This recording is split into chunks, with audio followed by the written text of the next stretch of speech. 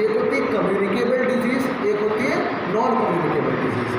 Communicable disease क्या होती है? कम्युनिकेबल डिजीज़ वो डिजीज़ होती है जो कि छूने से फैलती है ना, जो कि किसी के खांसने से, छींकने से, या उस जब वो कहीं भी कुछ कर रहा हो आपको छू ले, है ना, या उसके हाथ गंदे हों, आप उसको हाथ मिला लो और आप अपने आँखों पे, नाक पे, मुंह में कहीं हाथ लगा लो तो आपको बीमारी हो सकती है, जैसे फीवर हो गया, वायरल हो गया, खांसी जुकाम हो गया, ये सब कम्युनिकेबल डिजीज़ में आती है।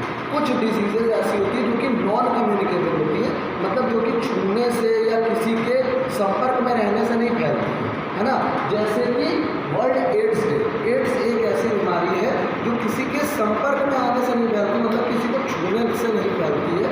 वो एक ऐसी डिजीज़ है जो कि फिजिकली ट्रांसमिट होती है, ठीक है, जो कि फिजिकली ट्रांसमिट होती है। जैसे आपको अगर किसी बंदे को एड्स हो और उसको आपको ब्लड चढ़ा दिया जाए उसका, तो आपको ये प्रॉब्लम हो सकती है।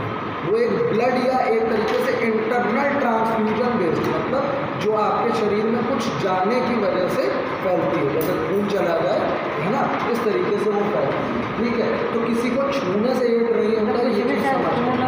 उसमें एड्स में होता क्या बेटा कि हमारी जो इम्यूनिटी पावर होती है ना, हमारे जो शरीर की इम्यूनिटी पावर होती है वो शक्ति की वजह से कमज़ोर हो जाती है। हमारा शरीर की इम्यूनिटी कमज़ोर होना मतलब एक तरीके से हमारे ऊपर एक सिक्योरिटी सिस्टम होता है। क्या होता है?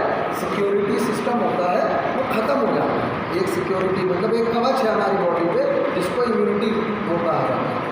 वो क्या होता है? वो ख़त्म हो जाता है तब जब हमारी इम्यूनिटी पावर वीक होती है ना, और फिर हमारे ऊपर कोई भी बीमारी बहुत आसानी से हमला कर सकती है, ठीक है। कोई भी बीमारी हमारे ऊपर बहुत आसानी से हमला कर सकती है। तो एड्स में वो हमारी इम्यूनिटी पावर ख़त्म हो जाती है और कोई भी छोटी से छोटी बीमारी हम लोग को लग जाने की वजह से क्या हो जाता है, हम लोग बीमार पड़ जाते हैं। और ये बहुत ख़तरनाक बीमारी है